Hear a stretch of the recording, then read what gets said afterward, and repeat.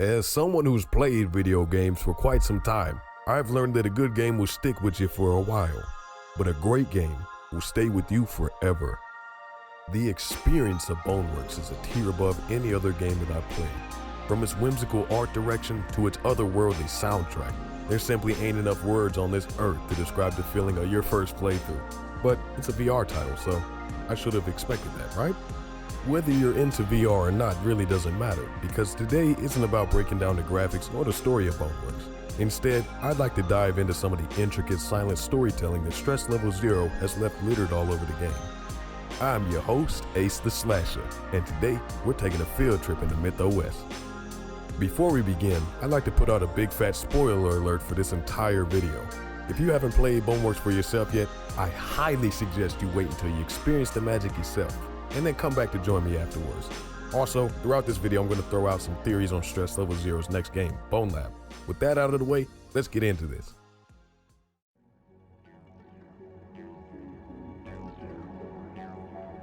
So, what exactly is MythOS? Well, the short answer is, it's a metaverse. Oh hell no, not that one! MythOS, or Myth Operating System, was created by Monogon Industries as a framework for their virtual metropolis, MythOS City, which was built to accompany all kinds of users. From gamers to simple office workers, MythOS provided both an escape from reality and a personal workspace, all the while offering countless amenities for businesses and consumers alike. So picture this, you wake up early one morning for school. You shower, eat your breakfast, you have yourself some cinnamon toast crunch, you know what I mean? But instead of going outside and waiting for the bus, you throw on your Monogon headset to attend virtual class. These types of scenarios are personally why I find the idea of a super advanced metaverse to be really interesting. However, we won't achieve the immersion we need with just any headset. The products offered by Monogon quite literally transfer one's consciousness into MythOS, a feat which is made possible by the underlying presence of the Voidway, a mysterious energy source that makes up the foundation of MythOS.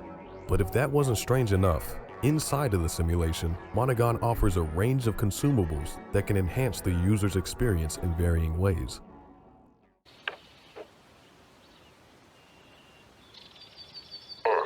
So this is virtual reality? Huh, it's a lot greener than I expected. Yeah, really green. Very lush. Can almost taste it. I've never seen so much green in my life. One such product is Ultramersion, a drink which supposedly provides the best level of immersion. Monogon seems to advertise this stuff quite a bit, despite not much being known about its effects, but I have a few clues as to how it works thanks to a bag of chips. Me and a couple of homies were playing the break room level when we decided to take a closer look at all the snacks on display, namely these chips. On the bottom left, we can see that in this universe, companies do not have to include nutritional info on their goods. Not only can they sell you whatever they want, they don't have to tell you about all the dastardly shit that they crammed in the product. At the top left, we can see that these chips were created with real CRISPRs and contain artificial flavors as well. Now, CRISPR is a real-world genetic sequencing technology with the ability to pick and choose which genes to activate in a strand of DNA. This implies that these snacks are actively changing the consumer's DNA in order to provide some status effects, such as increased heart health. So, Monogon sells genetic goodies, but what does that have to do with Ultramersion? Well, given that we understand that Monogon provides CRISPR-infused goods in the first place, my theory is that Ultramersion is infused with CRISPRs that eliminate motion sickness and improve your neural responses to the simulation around you. I'm looking at it from the corporate angle. I'd want my product to be available to as many people as possible. With that in mind, Ultramersion isn't the only drink that's hot around MythOS City. It has a bootleg version that our favorite orange wireframe buddies love to produce and consume, and it's called Melon Belly.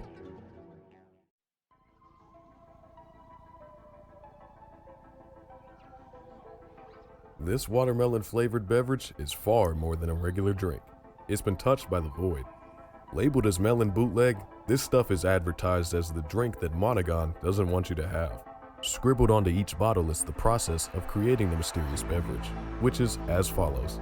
Hand-grown void melons fermented in time pods for infinity, extracted with pure light. Now that statement has quite a few things to unpack, like void melons, time pods, pure light. Don't let the terminology fool you. These are all things that we've seen through the story levels of the game. The so-called void melons look exactly like normal ones, and I'm assuming that all melons are technically void melons, at least in the simulation. The player stumbles across more than a few void melon growing operations very early in the game, the first being visible in the streets level. Not only are the no-men growing the melons, they're bottling and distributing the final product.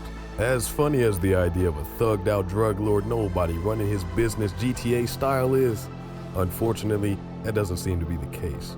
They're working for someone, or something. In the sewers level, the player can uncover a large-scale Melon Belly production operation, the largest in game in fact. Furthermore, deeper within the sewer system lies a clipboard in a storage room full of Melon Belly containers. It reads as follows: Dear BONEWORKS team, we taught the wireframe people how to ferment melons with void energy. They work for us now. Signed, Lava Gang. Straight to the point, this gang seems to mean business. They've somehow convinced these no-men to begin fermenting all the melons they can get their digital hands on, and they got them hooked on their own supply. But prolonged exposure to Melon Belly can do some pretty wacky things to your virtual body. For starters, the no-men go from sporting tangerine neon innards with the white wireframe surface to having this deep purple flesh blotting the exterior of their bodies with a sickly green hue glowing underneath the skin.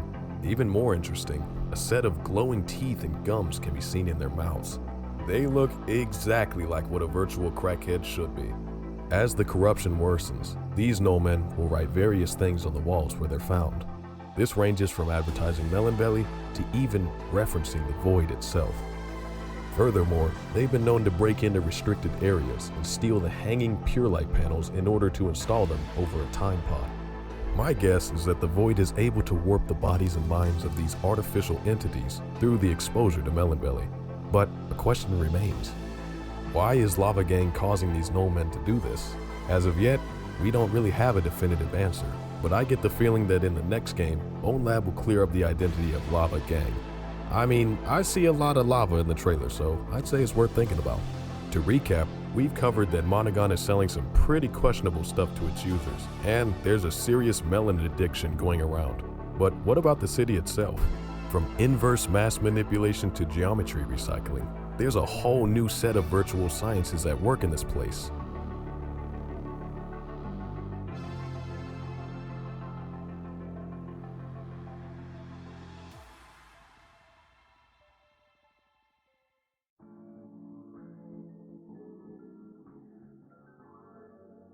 Fundamentally, BONEWORKS itself was built to push the boundaries of VR further than it had been before, with a mind-blowing physics engine and player body dynamics that make the experience feel all the more real. It's very easy to lose yourself within MythOS. Each object you interact with has the properties that you would expect from it, such as weight. But that would mean nothing if the world around the player was featureless and bleak. The world of MythOS is anything but. Procedurally generated by its underlying AI, the simulated city takes on a very clean and abstract approach to what is to be a bumbling metropolis. For example, this grid texture is a staple of the BONEWORKS style. It feels very artificial and mathematical. You wouldn't expect holographic plants to crawl across the surface of the environment. You wouldn't expect the grass to follow the same neat grid pattern as the concrete, but it does. Even the sky above is little more than a holographic pure light panel, making every space feel limited, but limitless at the same time. And just like a real city, the sewers underneath are much darker and dirtier than the buildings atop it. There's apartment blocks rising high into the air, and countless marked containers and geometry garbage litter the streets, making it feel like there's an immense amount of work being put in to maintain this fake world. It seems that everything has been calculated, but funnily enough, the only variable that is subject to change is what has created everything. The void. Can we really trust that Monogon is able to keep this incredible energy source under control? We've seen what can happen if the void slips through the cracks all throughout the game, but how can we account for something so unpredictable? And after the events of BONEWORKS, how will MythOS change? In short, Monogon feels like a very real company, and one with very real influence over a lot of things. The creation of MythOS was a monumental success with plenty of new and exciting things to learn about the simulation and how it functions.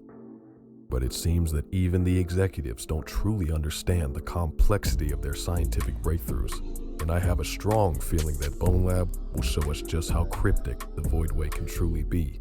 Needless to say, I'm more than eager to see what happens to MythOS in the near future. And there we have it, a closer look at some of the things that I feel makes BONEWORKS so very special.